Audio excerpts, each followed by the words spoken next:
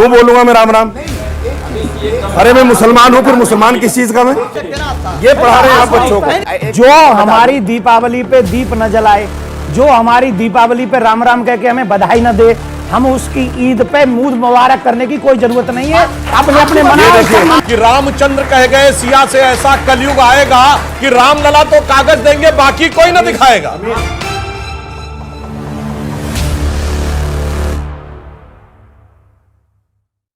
जब ईद आती है तो ये हमसे सुनना चाहते हैं ईद मुबारक, पर जब दीपावली आती है तब हमसे कोई राम राम करने नहीं आता।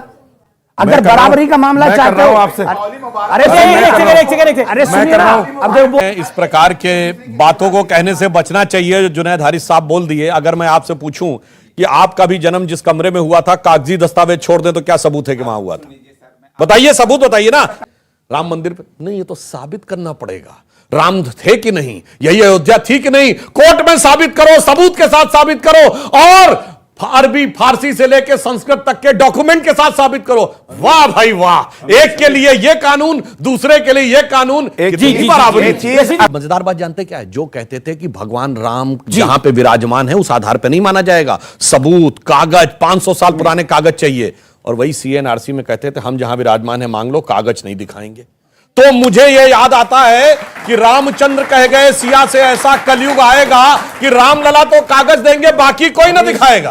आप दिवाली के शुभ अवसर पे अपने घर में दिया जलाएंगे और राम राम बोलेंगे? मैं तो नहीं बोलूंगा। क्यों बोलूंगा मैं राम राम? अरे मैं मुसलमान हूँ, फिर मुसलमान किस चीज का मैं आपसे थोड़े कह रहा हूँ आप अल्लाह अल्लाह बोलो। कैसी सवाल करते हैं यार आप लोग। मैं एक चीज बताऊं, ये है वो देश, ये है वो देश। देखिए, ये पढ़ा रहे हैं आप बच्चों को। आपके प्रश्न का उत्तर हम दे रहे हैं। सुनिए, जो हमारी दीपावली पे दीप न जलाए, जो हमारी दीपावली पे राम राम कह के हमें बधाई न दे, हम उसकी ईद पे मूड मुबारक करने की कोई जरूरत नहीं है। अपने अपने मनाओ। ये देखिए धर्मगुरु, क्या जरूरत है? ये देखिए धर्मगुरु, इन्हें कहते हैं धर्मगुरु। आपने कैसे कहा राम राम नहीं बोलेंगे? आपने कैसे कहा? नफरत सिखा रहे हैं हम सिखाएंगे, हमारे बच्चे नफरत सिखा रहे हैं। ऐसे धर्मगुरु राम राम सिखाएंगे। शर्म आनी चाहिए। आपको शर्म आनी चाहिए। शर्म आनी चाहिए। आपको शर्म आनी चाहिए। आप सिखा रहे हैं। आपसे ज्यादा कोई नहीं सिखा रहा है। आप सिखा रहे हैं। आप हमसे ऊंचा बोलेंगे, हमसे ऊंचा बोलेंगे। आप सिखाएंगे हमको। आप सिखाएंगे हमको। आप सुनिए, मैंने क्या कहा आपसे, आप सबने सुना। जो मेरी दीपावली में इन्वॉल्व हो, मुझे उसकी ईद में मोबाइल क्या जरूरत है? यही बोला ना मैंने। मैं सिर्फ ये कहता हूं, ये दीपावली का पर्व जानते क्या था? जिस दिन भगवान वापस आए थे। और उस दिन क्या हुआ था? भरत ने थाली में खड़ाऊ रखकर अपने सगे बड़े भाई का स्वागत किया था। ठीक, यह है राम की परंपरा। और एक है बाबरी की परंपरा। औरंगजेब ने सगे बड़े भाई दारा शिकोह का सर काटकर थाली में रख के स्वागत किया था। अब ईद मनाओ चाहे दिवाली, अपने घर में क्या चाहते हो देख लो, राम की परंपरा या बाबर की परंपरा। पर एक बात अपने सनातनियों से सबसे कहूंगा, जो आपके और आपके कल्चर की रिस्पेक्ट करे, आप उसकी रिस्पेक्ट कीजिए। और जो आपके और आपके संस्कारों की रिस्पेक्ट न करे, जो आपके धर्मगुरु से कहे इस पे कार्रवाई करो, तो उससे कहो कि उस पे भी कार्रवाई करो। आचार्य जी ने कहा कि वो दूसरे मोड में है, तो मैं मोड चेंज करके बोलता हूं। रामलला का धाम बन रहा है। और हम खूब सुने ना बचपन में राम जी का भजन, ठुमुक चलत रामचंद्र बाजत पैजनिया। पर जरूरत पड़ेगी तो धमक चलत रामचंद्र हालत लंका। आज जब हमारा प्रधानमंत्री, आप कह रहे थे वो प्रधानमंत्री हिंदू रहे, वो हिंदू नहीं रहे। उनकी मेंटलिटी हिंदू नहीं रही होगी, क्योंकि उनको केदारनाथ जाने में डर लगता था, उन्हें मथुरा जाने में डर लगता था, उन्हें किसी भी तीर्थ में जाने में डर लगता था। मुझे गर्व है कि आज मेरा प्रधानमंत्री ऐसा है जो टोपी नहीं पहनता लेकिन रिस्पेक्ट करता है सबकी। लेकिन वो लोगों को धिक्कार है जो हिंदू होकर भी टोपी पहनकर सिर्फ इसलिए चले जाते हैं कि मुझे वोट चाहिए, मुझे ऐसा नेता नहीं चाहिए, मुझे ऐसा शासक नहीं चाहिए। इसलिए ऐसे आप जिहाद करोगे?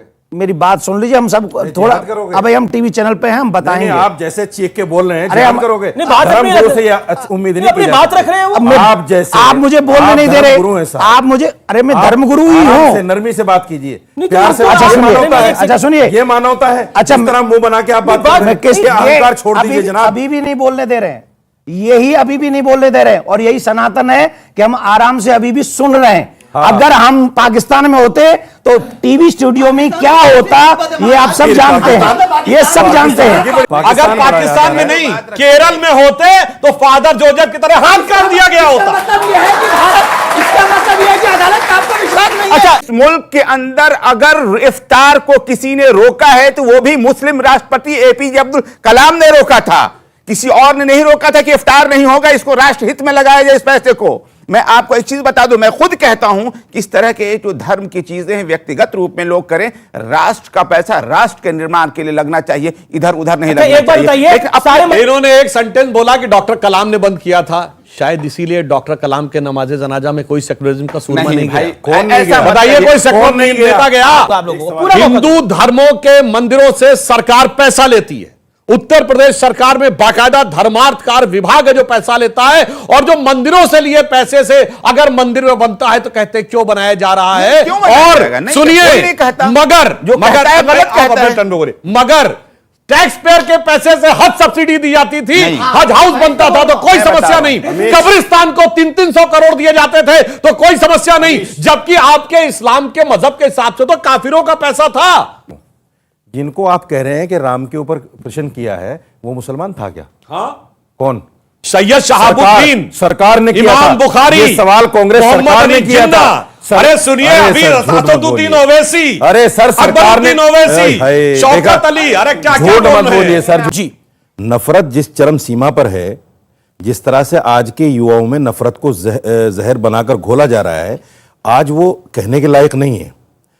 पहले ये था कि अगर कोई रास्ते में अकेला आदमी मिल जाता था तो दूसरा आदमी उसको देखकर अच्छा महसूस करता था कि हाँ साहब अब मेरा सफर आसान होगा। हिंदुस्तान की संस्कृति तो ये है कि एक ही घाट पर शेर और बकरी पानी पिए। बड़े पत्रकार हैं मार्क टेली, बीबीसी के, लोगों ने नाम सुना होगा। 26 साल भारत में रहे। उन्होंने 2019 में लिखा है कि उन्होंने 26 साल दिल्ली के निजामुद्दीन एरिया में गुजारे, जहां पर एक तरफ हजरत निजामुद्दीन औलिया की दरगाह थी और उसके सामने तबलीगी जमात का ऑफिस। और यह मार्क टेली का कहना है, दुनिया का कोई दूसरा देश होता तो दोनों एक साथ नहीं रह सकते थे। 26 साल में बड़े से बड़े मुस्लिम देश में एक तबका दूसरे को खत्म ही कर देता, परंतु यह भारत है, उसके लिए उन्होंने शब्द प्रयोग किया, जहां के मुस्लिम लकीएस्ट हैं, यानी सर्वाधिक भाग्यशाली हैं, क्योंकि वो अपने मजहब में जैसे चाहें वैसे इबादत कर सकते हैं। यह है कि शेर और बकरी साथ रहते थे। शेर और बकरी पे एक और चीज मुझे याद आ गई।